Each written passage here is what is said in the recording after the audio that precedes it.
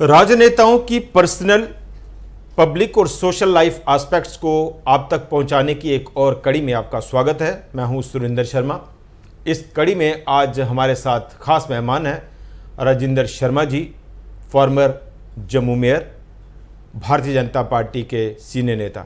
राजिंदर जी, बहुत बहुत स्वागत है आपका। नमस्कार। राजिंदर जी, हमारे इस कार्यक्रम में हम कोशिश करते हैं कि कुछ पर्सनल पहलू लाइफ के उनको पब्लिक डोमेन में लाया जाए, लोगों तक पहुंचाया जाए, जो चीज़ें लोग आपके बारे में नहीं जानते। और इसके साथ साथ ही पॉलिटिकली, सोशली किस तरह से आप कंट्रीब्यूट कर रहे हैं समाज में, देश के लिए, राष्ट्र निर्माण के लिए, उन चीज़ों पर चर्चा की जाए। MBA किया आपने, बिजनेस भी जहाँ तक हमें जानकारी है कि अच्छा खासा कला रखते थे आप, बिजनेस को आप बड़ी दूर तक ले जाने की। कहाँ राजनीति में आ गए आप? सुरेंद्र जी बोलते हैं डेस्टिनी इज प्री डिटर्मिन्ड, इंसान के हाथ में कुछ नहीं होता है। तो शुरू से ही एक अपना स्वभाव रहा कि जब कठिन परिस्थितियां आए उनके साथ डट के, जम के लोहा लेना और उसके सॉल्यूशंस निकालना। तो इसी प्रकार से 2002 में जब मैं जम्मू में आया तो जम्मू स्टेट मोर्चा तब बना था। बिल्कुल। तो मेरे हाथ में एक पैम्फलेट आया, तो जो उसमें लिखा हुआ था मुझे लगा ये बात तो सही है, तो मुझे इनका समर्थन करना चाहिए। तो स्टडीज कंप्लीट करके आप जम्मू आए? स्टडी कंप्लीट करके मैं सीरम इंस्टीट्यूट ऑफ इंडिया में हेड अफसर में वहाँ काम कर रहा था in the capacity of general manager. वहाँ मैंने छोड़ा और मैंने कहा खुद की इंडस्ट्री लगाएंगे और बाकियों को भी काम देंगे, रोजगार देंगे। उस नज़रिए से जम्मू में आया। तो जब मैंने वो देखा तो मुझे लगा कि ये जो बातें रखी हैं ये तो सारे जम्मू की हित की बातें हैं और पूरा जम्मू इन बातों से जूझ रहा है। और अक्सर हमें देखा गया है तो जब कोई भी प्रॉब्लम आती है तो हर कोई ये कहता है यार प्रॉब्लम तो है, सोल्यूशन की बात नहीं करता। सोल्यूशन की बात नहीं करता। मैंने कहा यार अगर मेरे जैसा व्यक्ति भी सोल्यूशन नहीं देगा तो कौन देगा? ये आज भी देखते हैं हम, कहीं मंत्री जाता है किसी इलाके में, मान लीजिए सड़क खराब थी, वो कहता है यहाँ सड़क होनी चाहिए थी। भाई देनी तो आप ही को थी, आपने दी नहीं। तो प्रॉब्लम को हाईलाइट करते हैं, सोल्यूशन की बात नहीं होती। तो मैंने कहा कि अगर मैं भी सोल्यूशन नहीं दूंगा तो कौन देगा, और कोई तो आएगा नहीं। तो मैंने कहा चलो इस सोल्यूशन को ढूंढते हैं। तो तब मैंने वरिंदर गुप्ता जी तब खड़े हुए थे इलेक्शन में, मैं उनको जानता भी नहीं था और उनका लास्ट दिन था कैंपेनिंग का। मैंने कहा जी मुझे आपकी मीटिंग रखनी है और मुझे आपको समर्थन करना है। तो वो मेरा पहला पॉलिटिकल एक कदम था। ये पॉलिटिकल इंस्पायरेशन जो है वो यही थी हाँ आपकी? तो मैंने तब पूरे मोहल्ले में जाकर 200 लोगों को इकट्ठा कर दिया। ठीक। और उनके ये शब्द थे, मुझे आज भी याद हैं। उन्होंने कहा कि जैसे आपने प्रोग्राम मेरा लास्ट में किया है तो अगर पहले भी ऐसा होता तो मैं जीत जाता। तो मैंने कहा नहीं, आपका अच्छा लास्ट अच्छा हो गया है तो आप जीतेंगे जरूर। तो मुझे याद है आज भी उनके शब्द। अंत भला तो सब हाँ, भला। तो वो मेरा शुरुआत थी। तो फिर स्टेट मोर्चा का मैं सेक्रेटरी बना। उसके बाद में स्टेट मोर्चा का विलय भाजपा में हो गया। तो हम सारे भाजपा में आ गए क्योंकि उस कॉन्स्टिट्यूएंसी में भाजपा ने स्टेट मोर्चा को सीट दी थी। तो वो भाजपा ही उसी का विंग था। वहीं से मेरी शुरुआत हुई। फिर बाकी आगे तो आप सबको पता ही।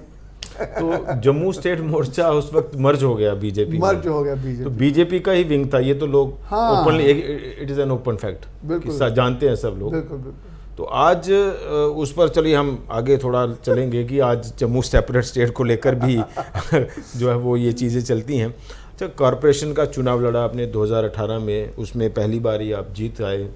उसके बाद चलता रहा, स्ट्रगल चलता रहा और जम्मू मेयर का पद भी आपने संभाला। लेकिन जो टेन्योर रहा आपका जम्मू मेयर के तौर पर, वो लोगों को बड़ा अपील किया और लोगों को लगा कि शायद 2-3 साल का टेन्योर मिलता तो ज़्यादा बेहतर होता। तो लास्ट करीब 1 साल का समय देना 5 साल में से, तो क्या पार्टी परख नहीं कर पाई इस चीज़ की? देखो पार्टियों ने तो जब जैसा नहीं, जैसा लोगों ने फील किया वही फील तो राजनीतिक दल करते हैं ना, कि लोग कहाँ कैसी डिमांड कर रहे हैं, उनको कैसा नेता चाहिए, कैसा अभिनेता चाहिए, तो उसके मुताबिक ये बड़ा, वो क्या बोलते हैं उसको, गाना एक हुजूर बड़ी देर कर दी आते आते। देखो क्या है, जो समय है, समय खुद ही रास्ता बनाता है। और ये भी मैंने जैसे आपको कहा, डेस्टिनी इज प्री डिटरमिन्ड, तो इसी प्रकार से वही समय उपयुक्त था, तो पार्टी ने भी उसी समय निर्णय लिया। और आप देखें ना, उसी साल में ऑल इंडिया मेयर काउंसिल का जनरल सेक्रेटरी ये हित पार्टी हित का ही था, मुझे लगता है, लोगों का या जनहित नहीं था उसमें। तो लोग संगठन में जो दायित्व आपको दिया जाता है उसी को आपको अच्छे से निभाना है। तो उन्होंने मुझे दायित्व दिया और मैंने पूरा प्रयास किया कि मैं उस पर खरा उतरूं, क्योंकि मेरे जहन में पहले से ही ये बातें थी, जैसे मैंने आपको बताया कि परिस्थितियों से जूझना। जब कारपोरेशन का इलेक्शन हुआ तो मैंने सबको यही अपील किया, भाई मैं किसी भी तरीके से कोई भी कंसिडरेशन नहीं देने वाला हूँ। ये अपने आप में पहली बार बात थी कि जब कोई इलेक्शन में खड़ा है और वो ये कह रहा है कि मैं किसी को कोई कंसिडरेशन नहीं दूंगा। नहीं तो उस वक्त इतना प्रेशर होता है, आदमी कहता है तुमने जो लेना ले, मुझे वोट दो बस। और मैं उल्टा कह रहा हूं कि मुझे कोई कंसिडरेशन नहीं देनी है। इसीलिए शायद पार्टी ने देर लगाई कि कोई कंसिडरेशन तो मिलने वाली है नहीं, और तो कि मैं ये तो किसी समय पे आके मजबूरी बन गई बीजेपी के लिए, जो एक तरह से पब्लिक रिस्पांस मिल रहा था कॉरपोरेशन को लेकर और मेयर पद को लेकर, या उस मेयर पद पर बैठे हुए व्यक्ति को लेकर जिस तरह का रिस्पांस था, उसके लिहाज से ये मजबूरी बन गई बीजेपी के लिए कि अब इसको बदलना पड़ेगा। इसलिए जो है वो वही मैंने कहा कि परख करने में बड़ी देर लगाई पार्टी ने। देखो मैं तो आपको यही कहूँगा कि मेरी डेस्टिनी ऐसी थी कि उसी समय ये निर्णय होने थे, क्योंकि आदमी के हाथ में कुछ होता नहीं है। तो पार्टीज जो निर्णय लेती हैं, दायित्व देती हैं, वो आपको निभाना होता है। और जो उन्होंने दायित्व दिया मैंने उसको बेखूबी निभाने की कोशिश करी। अब कितना निभा है, कितना किया है, वो जनता के लिए विषय है और पार्टी के लिए विषय है, ये आंकलन उन्होंने करना है।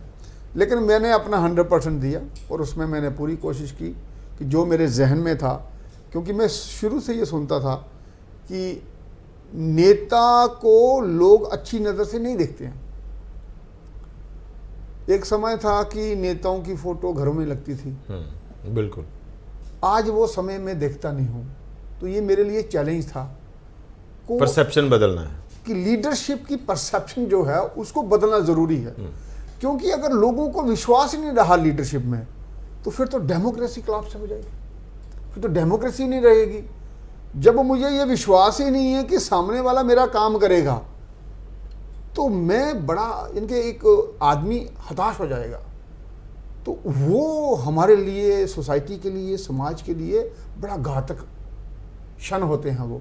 इसलिए मेरा शुरू से ही यही प्रयास रहा है कि विश्वास बनाया जाए, और विश्वास दिखता है आपके कामों से, आपकी डीड्स के साथ, डिसीजन आपकी डिसीजन के साथ। और आपके डिसीजन भी तब सही होते हैं जब आप में कंसिडरेशन ना हो, जब आप में लालच ना होगा, जब आपका भाई भतीजावाद नहीं होगा, जब आपका मेरा तेरा बीच में नहीं होगा, तब आपके डिसीजन आते हैं। तो मैंने हमेशा यही प्रयास किया है कि अच्छे डिसीजन हो और जनता को, और जो भी समस्या का समाधान लेके आए उसकी समस्या का समाधान हो।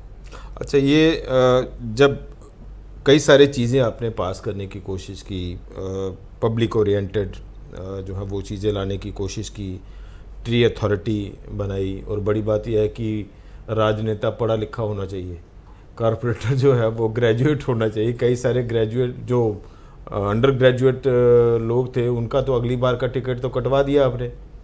नहीं, मैंने चुनाव नहीं लड़ सकते, वो ग्रेजुएट नहीं रहे। आपको ये मालूम है कि हमारे कॉन्स्टिट्यूशन में लिखा हुआ है इक्वल अपॉर्चुनिटी फॉर एवरीवन। अब क्या है, मैं पिछले 22 साल से भारतीय जनता पार्टी का काम जो कर रहा था, उस एक्सपीरियंस से मैंने ये महसूस किया कि जब तक लीडरशिप स्ट्रांग नहीं होगी, जनता की समस्याओं का समाधान नहीं हो सकते। और लीडरशिप स्ट्रांग का मतलब ये नहीं है कि लीडर ने जोर से बोलना है, उसका मतलब है उसको सब्जेक्ट ऑफ नॉलेज होनी चाहिए, उसकी इंटेग्रिटी होनी चाहिए, लोगों के प्रति उसको प्रेम होना चाहिए, और उसको ये लगना चाहिए कि सभी लोग मेरे हैं और मुझे इनके लिए काम करना है। हालांकि पार्टी भी इस डिसीजन के साथ मुझे लगता है थोड़ा दूरी बनाकर रख रही थी आपसे कि भाई एक ऐसा प्रस्ताव ले आए आपकी ग्रेजुएट जो है वो कॉर्पोरेटर ग्रेजुएट होने चाहिए, ये सब। तो सोशल मीडिया में अक्सर मैं देखता था, झेलना पड़ा दबाव आपको पार्टी का भी? नहीं, मुझे या कोई विरोध झेलना दबाव पड़ा कहीं या से नहीं सपोर्ट आया, नहीं मिला? लेकिन मैं आपको ये बता रहा हूं कि ये क्यों लाया मैंने। तो जब मैंने ये महसूस किया कि जब लीडर स्ट्रांग नहीं होगा, और कॉन्स्टिट्यूशन में लिखा हुआ है कि जनता इज सुप्रीम, जनता सबसे ऊपर है, और जनता is a directing authority, department जो है वो इंप्लीमेंटिंग एजेंसीज हैं, बिल्कुल, उन्होंने उनकी डायरेक्शन पे काम करना है। यहाँ उल्टा चलता है, ब्यूरोक्रेट चलाता है पॉलिटिशियन को, ये भी धारणा चल रही है ना, पॉलिटिशियंस को चला रहे हैं। और जब पॉलिटिशियन चेयर पे बैठ जाता है वो उससे इतना मीठा बन के बात करते हैं, उसको लगता है यही मेरे अपने हैं, और जब वो कुर्सी से हटता है तो तब उसको वो पहचानते भी नहीं है। और मेरे मन में ये शुरू से था कि हमको लोगों को ताकतवर करना है, और लोग तभी ताकतवर होंगे जब उनकी लीडरशिप क्वालिफाइड होगी, वो इंटीग्रल होगी, बिना लालच की होगी। और साथ में ये एक व्यवहारिता भी है कि मैं सोशल मीडिया में देखता था कि लोग उसमें डालते थे भाई अगर 4th क्लास के लिए कोई क्वालिफिकेशन है तो लीडर के लिए क्यों नहीं है। तो कम से कम मैंने एक विजन दे दिया कि जम्मू म्युनिसिपल कॉर्पोरेशन का ये विजन है कि हमारा लीडर पढ़ा लिखा होना चाहिए। और यही कारण था कि काफ़ी जगह हमें जो हमारी समस्याओं के समाधान इसलिए नहीं निकलते कि जिनके भरोसे हम बैठते हैं उनको एप्लीकेशन, शायद ये पहली कॉर्पोरेशन है भारत में जिसने ये प्रस्ताव पारित किया भाई पढ़ा लिखा ग्रेजुएट चाहिए हमें कॉर्पोरेटर। ये पहली है कि जिसने ग्रेजुएट शिक्षता निर्धारित की कॉर्पोरेटर के लिए। और मैं सभी पार्षदों का भी धन्यवाद करूंगा कि उन्होंने ध्वनि मत से इसको पास किया, उन्होंने ही पास किया, तभी पास हुआ, ऐसा थोड़ा होता।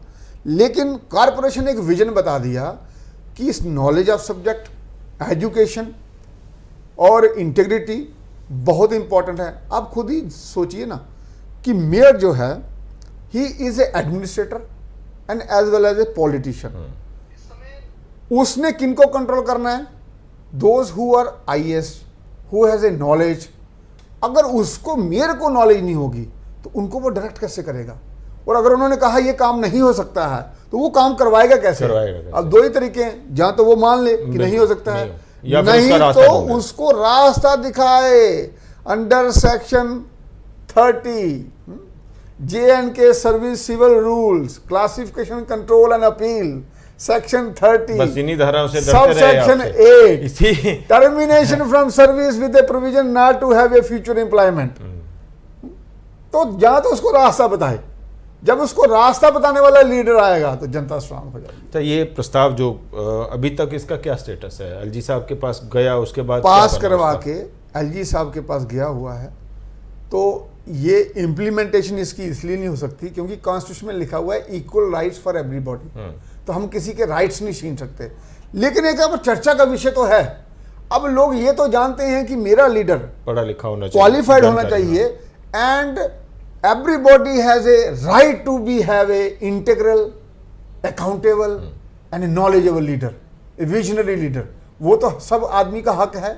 अब लोग उस संदर्भ में सोचते हैं, तो वही तो एक प्रयास था। कानून बनाने से भी लागू नहीं होते हैं, लेकिन कानून नहीं बने हुए अगर समझ में आए वो ज़्यादा लागू हो जाते हैं। तो कई सारी चीज़ें, जैसा ट्री अथॉरिटी की बात हो, बजट आपने काफ़ी ज़्यादा बढ़ा दिया, उसका 25 से 167 करोड़ ले गए। और सबसे बड़ी अपीलिंग जो मुझे लगी, जो ये कई सारे लोग बाहरी राज्यों के यहाँ आते हैं, उनकी डेथ हो जाती है, संस्कार नहीं हुआ, ये सब चीज़ें, ये अस्थि विसर्जन का एक बहुत भावुक पहलू था जो आपने शुरू किया। ये कहाँ से आया आपके माइंड में, आपके दिमाग में? हमारे पास यहाँ इलेक्ट्रिक क्रीमेटोरियम था और आने वाले समय में उसकी ज़रूरत और आवश्यकता बहुत रहेगी, बढ़ेगी। और मैंने कहा कि क्योंकि अभी कोई आया नहीं है, मैंने कहा चलो मैं ही वॉलंटरली कहता हूँ कि मेरा आप नाम लिख लीजिए इलेक्ट्रिक क्रीमेटोरियम में। और मैं वहाँ चेक करने के लिए गया, तो मैंने कहा ये चल रहा है कि नहीं चल रहा। वहाँ धूल मिट्टी बहुत ज़्यादा था, बैबिंग हुई थी सब, तो जब मैंने उनको कहा कि इसका प्रोसेस क्या है, तो उन्होंने वो उस प्रोसेस को बताया मुझे। तो वो ऑलमोस्ट वर्किंग कंडीशन में था। ठीक। और मैंने उनको कहा ये अस्थियां कहाँ कलेक्ट होती हैं नीचे जाके। तो तब उन्होंने मुझे डाउन द स्टेयर्स लेके गए। अच्छा। तो वहाँ एक बाउल था, तो मैंने कहा इसको रोटेट करो बाउल को, और रोटेट किया तो उसमें से अस्थियां निकला। मैंने कहा ये कब की पड़ी हुई हैं, उनको मालूम नहीं था। तो फिर मैंने पता किया, वो 1994 के आसपास डल झील में कोई एक IAS ऑफिसर थे बाहर के। अच्छा। उनकी बीवी और बेटी ड्राउनिंग की वजह से उसके बाद उनका क्रिमेशन यहाँ हुआ था। तो वो तब से पड़ी हुई थी, जैसे मैंने कहा ना डेस्टिनी इज प्री डिटरमिन्ड। तो ये पहले से लिखा होता है कि वो व्यक्ति आएगा, ऐसा करेगा। अब देखो ना 1994 की वहाँ अस्थियाँ पड़ी हुई, बिल्कुल। किसी को कोई ध्यान में नहीं आया। और वहाँ समिति भी है, उन्होंने भी नहीं देखा। तो मुझे मौका मिला उनका संस्कार करवाने के लिए। तो फिर मेरे ध्यान में आया अगर इनकी अस्थियां पड़ी हैं तो और भी बहुत सारे, और भी लावारिस हों। और भी तो मैंने उनको पूछा भाई और कितने लोगों की अस्थियां यहाँ पड़ी हुई हैं लावारिस? तो कहते सर 5-6 हैं। मैंने कहा तुम झूठ बोल रहे हो, मैं खुद स्ट्रांग रूम में जाऊंगा जहाँ आपने रखी होती हैं, वहाँ खुद जाके देखूंगा। मैं वहाँ देखा जब, तो 100 लोगों की अस्थियां मिली। तो फिर मैंने निर्णय लिया कि इनका विसर्जन हम कराएंगे। और आपको ये जान के खुशी होगी कि इस साल भी मैंने 100 अस्थियों का विसर्जन करवाया जो लावारिस थी।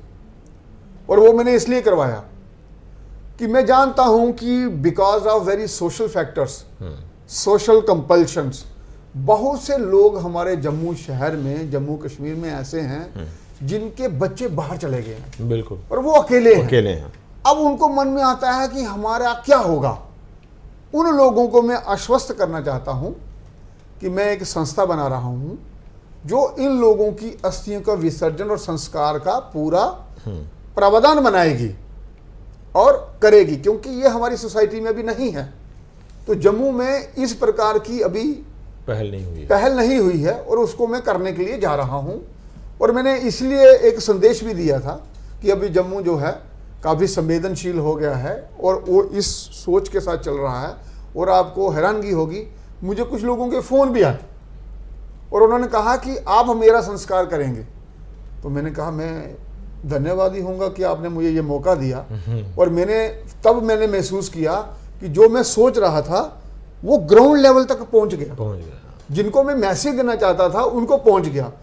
क्या होता है सुरेंद्र जी, जब हम वृद्ध अवस्था में जाते हैं ना, तो हम रोज सुबह उठ के यही सोचते हैं कि मेरा क्या होगा। ये बड़ी बात है। 10 साल की जो उम्र होती है वो हमारी 5 साल रह जाती है। ये बड़ी बात है कि इस चिंता के कारण ही अब वो चिंता जो है उनको एक सहारा मिलेगा नहीं, एक संस्था बन रही है। तो ये काम करेंगे। तो इसके लिए उसकी रूपरेखा तैयार हो गई है। उसकी रूपरेखा मैंने तैयार की है।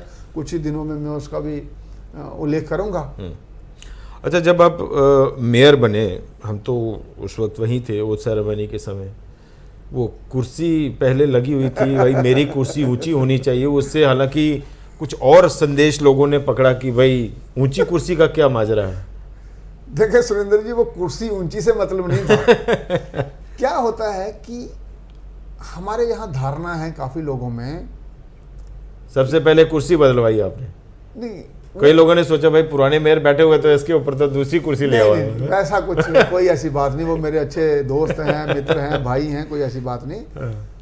क्या था कि एडमिनिस्ट्रेटिवली वो एक मैसेज होता है और वो बहुत ज़रूरी था, क्योंकि ऐसा सोचा जाता है, सोचा गया है कि एडमिनिस्ट्रेटिव स्किल्स की यहाँ कमी है।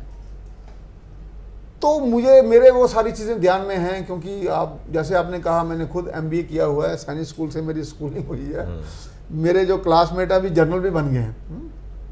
तो मैंने ये सारी चीज़ें देखी। 20 साल मैंने पार्टी का काम किया है और मेरी liaisoning he district election officer with election commission of India, जितनी भी ब्यूरोक्रेसी है उसके साथ रही है। और मुझे इनके माने मालूम है क्या होता है। वो एक संदेश था कि जो जनता है वो सबसे ऊंची है और जनता एक डायरेक्टिंग अथॉरिटी है और बाकी सभी इंप्लीमेंटिंग एजेंसीज हैं, और उसी संदर्भ में आप सबको काम करने पड़ेंगे। जब मैंने वो चेयर चेंज की तो उससे एक मैसेज चला गया कि this man knows the administration, He How to knows the- assert. how to How to assert. assert, how to use their और ये powers. जरूरी होता है। और इसीलिए आपने देखा होगा मेरा सबसे पहला काम क्या हुआ था, मैंने पूरा हाउस का लुक ही चेंज कर दिया था। वहाँ जम्मू की पूरी गैलरी बना दी जो जम्मू का कल्चर हेरिटेज को डिपिक्ट करे, और जो हमारा हाउस था उसमें अल्ट्रेशन करते हुए उसकी एक ऐसी परसेप्शन बना दी कि जहाँ से हमें पावर ड्रा होती है वहाँ कोई भी व्यक्ति जब आए देखे उसको लगना चाहिए कि वाकई यहाँ से पावर आती है, यहाँ से लोगों के निर्णय लिए जाते हैं और लोगों की जो विशेष हैं उस पर काम होता है। उसी प्रकार से मैंने उसका पूरा आउटलेट बनाया, चाहे वो चेयर्स हो, चाहे वो टेबल हो, चाहे वो हमारा पब्लिक अरेंजमेंट हो, हर तरीके से। तो ये चीज़ें बहुत ज़रूरी होती हैं और हमारा काम भी यही है, परसेप्शन बिल्ड करना, और जनता में उनको ऐसा लगे कि जिस ड्यूटीज के साथ हम जिन लोगों को भेजा हुआ है वो वैसा ही परफॉर्म काम कर रहे हैं। उसमें एक बड़ा पहलू ये भी है जो आपने टाइमिंग रखा अपना, सिटिंग टाइम जो है वो पब्लिक के लिए, और ये भी स्पेशल कैटेगोरिकली ऑर्डर था कि अधिकारी ब्यूरोक्रेट जो है वो यहाँ नहीं आएगा, लोग जो हैं वो सुबह 9 से 11 तक, रात 11 तक कभी भी आ सकते हैं। रेड कारपेट वाली बात। देखिए, जब भी कोई मंत्री बना आज तक आप देखिए, लोग ये कहते थे हम उनके पास जाते हैं वो हमें मिलते नहीं हैं। तो मैं भी पब्लिक ही हूँ, हर कोई पब्लिक ही होता है, उसके बीच में ही उनको दायित्व मिलता है। तो जब मुझे दायित्व मिला, जो मैंने महसूस किया कि अब ऐसा नहीं बोलना चाहिए किसी को, तो इसलिए मैंने डिसाइड किया कि 9 बजे से लेकर सुबह के रात के 11 बजे तक मैं ऑफिस में बैठूंगा और जनता को मिलूंगा और माननीय पार्षदों को मिलूंगा, और जो अधिकारी हैं और कॉन्ट्रैक्टर हैं वो कमिश्नर को मिलेंगे, क्योंकि कमिश्नर को हम क्यों अपॉइंट किया वहाँ, for the smooth functioning of A administration. तो उनका वो काम है, मैं जनता का रिप्रेजेंटेटिव हूँ, मुझे जनता से मिलना है, और जनता जो कह रही है उसको इम्प्लीमेंट कराना है कमिश्नर से, ये मेरा दायित्व। मैं जनता से ही नहीं मिलूंगा तो फिर इम्प्लीमेंट कहाँ से कराऊंगा। तो इसलिए ये जो मैंने समय रखा 9 से लेकर रात के 11 बजे तक, अब इससे कोई ये नहीं कह सकता था कि मेयर मिल नहीं रहा, तो मैं तो हर वक्त उपलब्ध रहता था। पार्टी ने कभी महसूस किया कि हमें थोड़ा और ज़्यादा समय के लिए राजिंदर शर्मा को अगर मेयर पद पर बिठाते तो शायद जम्मू में जो कॉरपोरेशन को लेकर और बीजेपी को लेकर जो परसेप्शन था वो बहुत हद तक ठीक हो जाता, बदल जाता? देखो, इसके बारे में मैं नहीं कह सकता ना खुद। ये प्रश्न पार्टी के लिए कहेंगे है तो नाराज हो जाएंगे, और जनता के लिए है। हाँ। मैं अपने बारे में खुद कैसे बोल सकता हूँ कि ऐसा होना चाहिए था। ये तो जो हमारे सीनियर लीडर्स हैं जिन्होंने निर्णय लेना है, ये तो उनका प्रेरोगेटिव है कि वो किस समय किस चीज़ को सही मानेंगे, किसको नहीं मानेंगे, और जनता का प्रेरोगेटिव है कि उनका ये आंकलन करना कि कौन सा लीडर सही है, कौन सा। अच्छा, इस वक्त स्मार्ट सिटी को लेकर बड़ी चर्चा चल रही है, और ये तो एक ओपन फैक्ट हो गया कि स्मार्ट सिटी के नाम पर जितना पैसा आया है बस वो लगाना है, खुर्द-बुर्द करना है, कमीशन खानी है जहाँ से जितनी मिलती है, लेकिन प्रॉपर प्लानिंग जो है वो नहीं हुई। अब देखिए, छोटी सी बारिश, आज भी छोटी सी बारिश होती है, नदी जो नाले हैं शहर के आसपास के वो सारे एकदम से उफान पर आ जाते हैं, पानी सड़कों पर बह रहा है, लोगों के मकान टूट रहे हैं।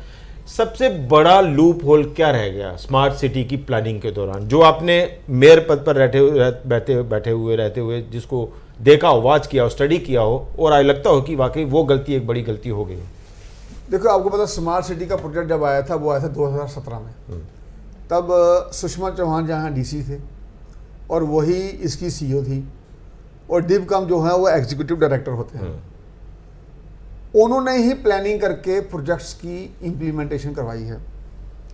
यूजुअली आपको मालूम होता है क्या होता है कि कमिश्नर सेक्रेटरी को करेंगे फ़ोन चीफ सेक्रेटरी भाई स्मार्ट सिटी प्रोजेक्ट्स का क्या कर रहे हो, तो कमिश्नर सेक्रेटरी फ़ोन करेगा डीसी को, भाई इसका क्या किया।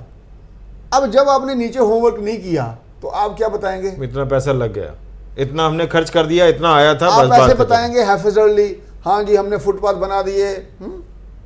अनप्लान्ड जो काम होते हैं, तो मानते हैं आप कि ये हैफिजर्ली हुआ है सारा स्मार्ट सिटी का? मैंने कितनी बार बोला है, हाँ, पहली बार थोड़ा बोल रहा हूँ, कितनी बार कहा मैंने, तो वो हैफिजर्ली सारा कुछ हुआ। अब जब मैं मेयर बना तब वो सारी टेंडरिंग वेंडरिंग सब हो गया था, लास्ट ईयर था।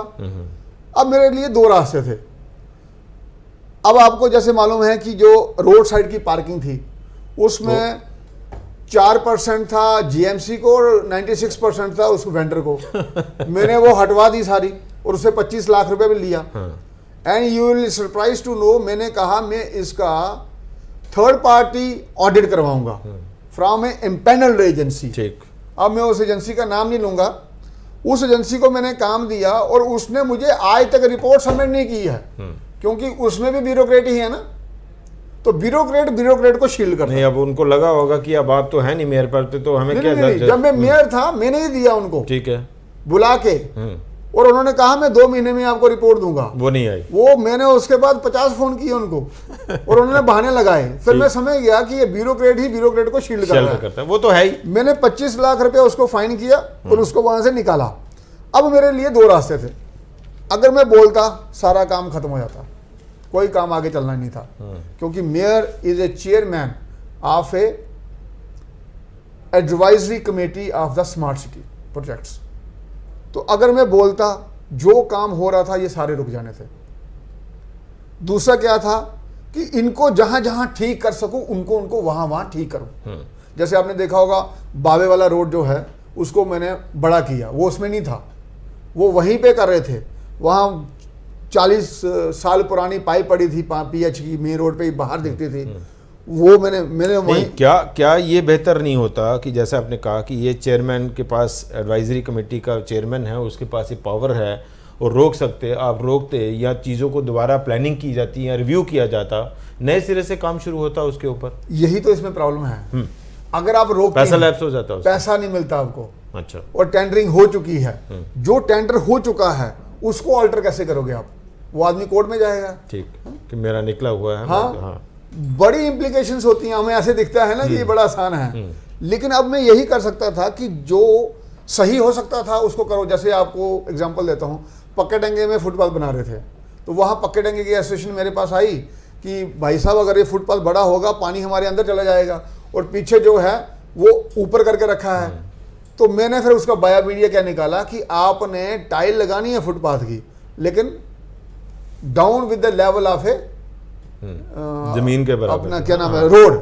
उससे क्या हो गया, वो डिमार्केशन भी होगी फुटपाथ की और उनको भी प्रॉब्लम नहीं हुई। ये एक वाया मीडिया निकाला।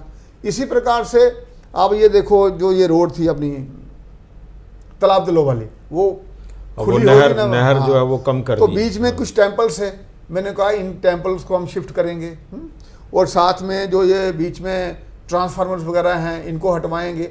जो उसमें मैं प्लस कर सकता था वो मैंने करने की कोशिश की। और जहां तो मुझे लगा ये मतलब ये कि जो टाइम टू टाइम जो लोग बैठते रहे उन्होंने इन चीज़ों को नहीं देखा, उन्होंने नहीं देखा। खास करके जो एक तरह से एनक्रोचमेंट की बात हो, तमाम जो छोटे मोटे नाले हैं वो सब एनक्रोच हैं, उसी वजह से पानी की निकासी नहीं है, ये सारी चीजें उन्होंने नहीं किया, उस पे काम नहीं किया। स्मार्ट सिटी में नाले नहीं आते। बेसिकली क्या होता है, स्मार्ट सिटी मैं जनरल बात कर रहा हूँ, जो जिससे आज लोग परेशान हो रहे हैं। हमें क्या आता है, कोई भी इशू आता है ना, हम सोचते हैं ये स्मार्ट सिटी का इशू है, ऐसे नहीं होता। स्मार्ट सिटी का प्रोजेक्ट्स का मतलब होता है, बेसिक बता रहा हूँ आपको, कि ओल्ड सिटी में जो हमारी पॉपुलेशन रहती है उनको कौन सी सर्विसेज दी जाएं ताकि वो माइग्रेट ना हो वहां से दूसरी जगह पे। ठीक है, ये स्मार्ट सिटी का कंसेप्ट है कि उसमें चाहे हमारा उसमें आपका ये पानी भी नहीं है, क्योंकि पानी हमारा उसमें आता है, क्या नाम आपका, जल शक्ति मिशन में। इसमें क्या है आपका, ई बसेस सर्विसेज, हाउस की नंबरिंग वगैरह, वहाँ की जो सर्विसेज देनी है वो कैसी हो हमारी, और सिटी को हेरिटेज में कैसे कन्वर्ट करना है, ये मेन प्रोजेक्ट है। अच्छा, उस वक्त ये भी बड़ा मुद्दा चला भाई, ये जो फुटपाथ हमने बना दिए, प्रॉपर्टी टैक्स जो है कॉर्पोरेशन कहती रही कि हम नहीं लगाएंगे, एलजी साहब ने फिर भी लगा दिया without the consent of corporation. देखो, ये अधिकार तो कॉर्पोरेशन के पास ही था। वो मैं आपको क्लियर करता हूँ। मैंने हाउस में कहा था, कुछ लोग कहते हैं एलजी साहब के साथ बड़ी दोस्ती है आपकी। दोस्ती नहीं है, जब आप किसी से सच्चाई के साथ बात रखते हो तो आपकी बात मानने का जो परसेंटेज है वो हाई हो जाता है, और जब आपकी खुद की कंसिडरेशन, वो इसलिए कि आपने कॉर्पोरेशन ने विरोध किया, आपने भी कहा कि नहीं जम्मू अभी प्रॉपर्टी टैक्स नहीं लगना चाहिए या नहीं लगाएगी कॉर्पोरेशन, लेकिन एलजी एडमिनिस्ट्रेशन ने कह दिया कि नहीं भाई हम तो लगाएंगे। तो उसके बाद लगा तो नहीं। हाँ। ये देखिए ना आप क्या था, देखिए क्या होता है। एलजी साहब को निर्देश आए होंगे सेंटर से, भाई ये प्रॉपर्टी टैक्स लगाना है, क्योंकि बेसिक मकसद क्या है कॉर्पोरेशंस का, ये समझिए आप, वो है सेल्फ सस्टेनेंस। और सेल्फ सस्टेनेंस कहां से आएगी? At the cost of public. Self sustenance कहां से आती है? At the cost of public होगा क्या? ये किसी की कॉस्ट पे नहीं होता, फिर this is a cost of, मतलब लोग परेशान होते रहेंगे लेकिन कॉर्पोरेशन अपना सेल्फ सस्टेनेबिलिटी जो है वो देखेगी। आप चीज को समझिए, कॉर्पोरेशन क्या है? इंस्टीट्यूशन, डिसीजन मेकिंग बॉडी, बिल्कुल है, इलेक्टेड बाय द पब्लिक। अब पब्लिक को खुद को चलाने के लिए सिस्टम जनरेट करना है। जैसे अब अगर अमेरिका में जाते हैं, क्या है, स्कूल जो हैं वो वहां की सोसाइटी चलाती है, गवर्नमेंट नहीं फंड करती है उसको। हॉस्पिटल है वो वहां की सोसाइटी चलाती है।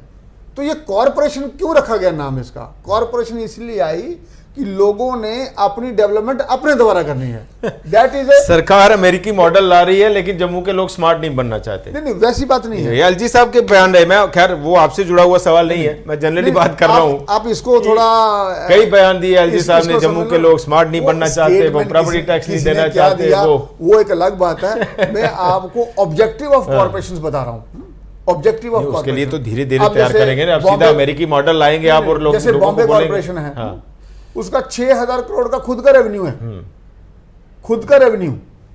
तो क्या है, एक बात समझनी पड़ेगी ना, कोई भी हमने कोई इंस्टीट्यूशन चलाना है, अगर उसकी वहां चुनाव पाए 10-20 साल बाद नहीं होते ना कॉर्पोरेशन। सेल्फ सस्टेनेंस जो है यहाँ तो पता ही नहीं, एक बार हो गए, दूसरी बार कब होंगे। सेल्फ सस्टेनेंस जो है वो अच्छा मॉडल होता है।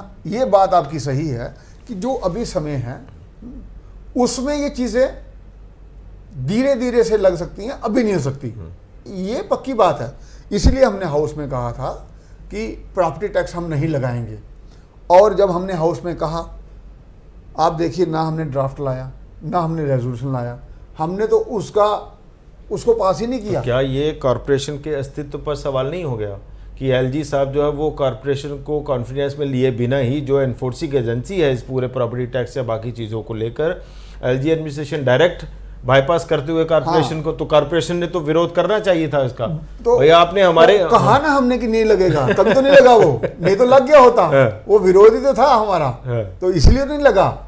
अगर विरोध हम नहीं करते तो आज आप प्रॉपर्टी टैक्स दे रहे होते। नंबर प्लेटें तो लगा दी, वो तो अब सरकार उसकी तैयारी में है ना। नंबर प्लेट उसको बोलते हैं डिजिटल डोर नंबर। उसमें क्या है, आपको जितनी एसेंशियल सर्विसेज हैं वो उसी पे मिलेंगी। अगर आपके पास कूड़ा लेने वाला नहीं आ रहा, आप उसकी ऐप की फ़ोटो खींच के भेजिए, भाई ये मेरा घर का, इसमें पूरा वो है डिटेल्स, मेरा घर में कूड़ा नहीं उठाया जा रहा है। कल को मुझे अगर अपना बिल्डिंग प्लान अप्रूव कराना है, वो उसमें आपकी डिटेल लगेगी। इसी प्रकार से अपने बर्थ सर्टिफिकेट लेना, कुछ भी है, अगर किसी ने आपके घर में आना है, आप उसका बेच सकते हैं, तो वो आपको घर का एड्रेस मालूम चल जाएगा। ये, और पूरे शहर में आप देखो, हमारे जो हाउस नंबरिंग है वो हैफेजड है। इससे पूरे शहर में प्रॉपर हाउस नंबरिंग होगी। पहला वार्ड का नाम नंबर है, उसके बाद लेन नंबर है, उसके बाद हाउस। तो कितना बड़ा काम कर दिया कॉर्पोरेशन ने कि हर घर को नंबर दे दिया। तो ये छोटा काम नहीं है, अपने आप में बहुत बड़ा काम है। बाकी रहा प्रॉपर्टी टैक्स, जब लोग कहेंगे तो लगेगा, जब लोग नहीं करेंगे, नहीं कहेंगे तो नहीं लगेगा। ये एक राजेंद्र जी, अब पॉलिटिकल बात हो जाए कि कई सारी चीज़ें आपने जो है वो एक बेंचमार्क बना दिया पॉलिटिक्स में, खास करके अब बीजेपी के बहुत सारे नेता जो है वो परेशान हो रहे हैं उस बेंचमार्क को लेकर। लेकिन साथ ही साथ एक बात भी चलती है कि राजेंद्र शर्मा जो है वो सिर्फ एकला चलो पर विश्वास रखता है वो बाकी सबको जो है वो कहीं सपोर्ट में नहीं लेकर चलते हैं, ये सब चीज़ें। वो कैसे? नहीं, अब वो आप जाने, आप पार्टी के अंदर क्या कुछ झेलते हैं कि एकला चलो, कैसे एकला कैसे चल रहा हूँ, वो मुझे बताओ ना कि आप इस दिशा में एकला चल रहे हैं। हाँ, बड़ी सारी चीजें हैं, बताएंगे ना। अब जैसे आप बीजेपी को लेकर कह रहे हैं कि भाई वो सवाल तो उनको बनता है, मैं कैसे जवाब दे दूं। कई चीज़ों पर पार्टी ने आपका सपोर्ट किया, नहीं किया। सबसे बड़ी बात तो यही है कि आपको इतना कम समय का टेन्योर दिया, तो ये सारी चीज़ें तो इंडिकेट करती हैं कि आपको डाइजेस्ट नहीं करते बड़े सारे लोग बीजेपी पे। नहीं, वो नहीं मैं कह सकता डाइजेस्ट करते। देखो, मेरा शुरू से एक चीज़ मानना है कि जब तक पॉलिटिशियन सादगी के साथ जीवन नहीं जिएगा, तब तक अकाउंटेबल और ट्रांसपेरेंट व्यवस्थाओं का निर्माण नहीं हो सकता। कई लोग ये कहते हैं, आप सादगी की बात कर रहे हैं, तो कई लोग अब भी ये कहते हैं कि राजेंद्र शर्मा जो है वो प्रोटोकॉल से बाहर ही नहीं आते अभी। ये प्रोटोकॉल की बात अलग है। हाँ, सादगी का मतलब प्रोटोकॉल नहीं है। सादगी का मतलब है कि ऐसी व्यवस्थाओं में विश्वास करना जिसमें एक ऐसी झलक दिखे कि जो हमारे पास रिस्पॉन्सिबिलिटी है उसको हम ट्रांसपेरेंसी से करें। तो मैंने वो करने का प्रयास किया, इसलिए चाहे वो समय हो, चाहे वो ऑफिशियल एकोमोडेशन हो, उसको नहीं ग्रहण करना, इसी प्रकार से जो बाकी चीज़ें हैं उसमें नहीं उलझना। तो ये तो नीड ऑफ आवर है। और ईमानदार जम्मू, शानदार जम्मू का स्लोगन देकर उसमें लोगों को संपर्क करना और उनको कहना कि जब तक हमारी राजनीति में पैसे का प्रचलन बंद नहीं होगा तब तक हमारी व्यवस्थाओं का निर्माण ट्रांसपेरेंट अकाउंटेबल नहीं हो सकता। तो ये चीज़ें तो आपको लोगों में लेके जाने, जब तक हम ये नहीं मानेंगे कि मुझे अपने आप को बदलना है, अपने में सुधार करना है, तब तक हम सुधर नहीं सकते। तो सुधरने का पहला रास्ता और पहली सीढ़ी यही है कि आपको ये मानना है कि मुझे इससे अच्छा और करना है। तो उसमें जो चीज़ आपको सही नहीं लग रही है। कितने लोग इम्प्रेस हो गए आपकी पार्टी के, आपके इस ट्रैक और विचार को लेके? देखो, हमारी पार्टी की तो विचारधारा यही है। पंडित दीनदयाल उपाध्याय, डॉक्टर श्यामा प्रसाद मुखर्जी, उन्होंने तो सादगी के साथ जीवन जिया है और उन्होंने जो विचार दिया, आज के नेताओं की बात, मैं तो उन्हीं के विचार पे चलूंगा। मुझे 22 साल हो गए इसी राजनीति, इसीलिए मैंने कहा ना, ये एकला चलो ही चल रहे हैं। तो ये एकला चलना नहीं हुआ ना, ये समाज को लेके चलना हुआ। मुझे समाज में जीना है, समाज में मरना है, तो मुझे समाज को साथ में लेके चलना है। अच्छा, एक अंतिम सवाल ये, आज चूंकि जिस तरह का आपका काम करने का अंदाज है, पॉलिटिकल विजन है, डिटर्मिनेशन है, डेडिकेशन है, उसके हिसाब से ये बड़ी खलती है ये बात जम्मू को आज, लीडरशिप क्राइसिस इन जम्मू। क्या सबसे बड़ी वजह है उसकी? हाँ, देखो, कैपेबिलिटी एंड कैपेसिटीज ये सभी की अपनी अपनी रहती है और उस कैपेबिलिटी और कैपेसिटी के हिसाब से हर कोई कैपेबिलिटी और कैपेसिटी की परख करने वाला भी तो कोई चाहिए ना। वो जनता है, आपके अंदर होगा। बड़ी बात यह है, आप बड़ी अच्छी बैटिंग करते हैं, लेकिन आपको 14-15वें नंबर पे डाला जाएगा कि जाइए, बल्ला किसी का खराब हो गया या ग्लव्स खराब हो गया, दे के आ जाइए। पिच पर खेलने का मौका कौन देगा? वो तो पार्टी ही देगी ना। तो ये चीज़ है। देखो क्या है, ये परखने के लिए जनता बैठी है, जनता निर्णय लेती है। आपने देखा है कि जनता ने समय समय पर ऐसे निर्णय दिए हैं जिन्होंने इतिहास बना दिया। तो ऐसा नहीं होता। ये चीज़ें जो हैं खुद ही समय के साथ बदलती हैं और मैं हमेशा ये कहता रहा हूँ कि कॉन्स्टिट्यूशन में लिखा है और ये हकीकत है कि जनता इज सुप्रीम और जनता इज ए डायरेक्टिंग अथॉरिटी। जब तक हम अपने जहन में ये रखेंगे तो हमारे सारे काम सही होंगे। जिस दिन हम ये फतूर अपने दिमाग से रख लेंगे कि मैं ही बड़ा हूँ, तो समझ लो कि आप डाउनफॉल शुरू होगा, मिट्टी में मिल जाएंगे। चलिए, तो इसलिए जनता ही जज है। आशावादी होना अच्छी बात है और जनता ऐतिहासिक निर्णय करती है, ये आपने देखा है। और उसी पे जम्मू का इतिहास भी छिपा हुआ है और जम्मू के इतिहास ने भी बहुत से ऐसे जनता ऐतिहासिक निर्णय के लिए तैयार है, बशर्ते कि जो है वो जम्मू कश्मीर में चुनाव हो जाए, सरकार चुनाव करा दे। चलिए राजेंद्र जी, बहुत बहुत शुक्रिया हमारे साथ इस पूरी चर्चा के लिए, और कई सारे पहलुओं को हमने सामने लाने की कोशिश की है, उजागर करने की कोशिश की है। ये थे हमारे साथ आज राजेंद्र शर्मा, जम्मू मेयर। फिलहाल आज की इस कड़ी में इतना ही। नमस्कार।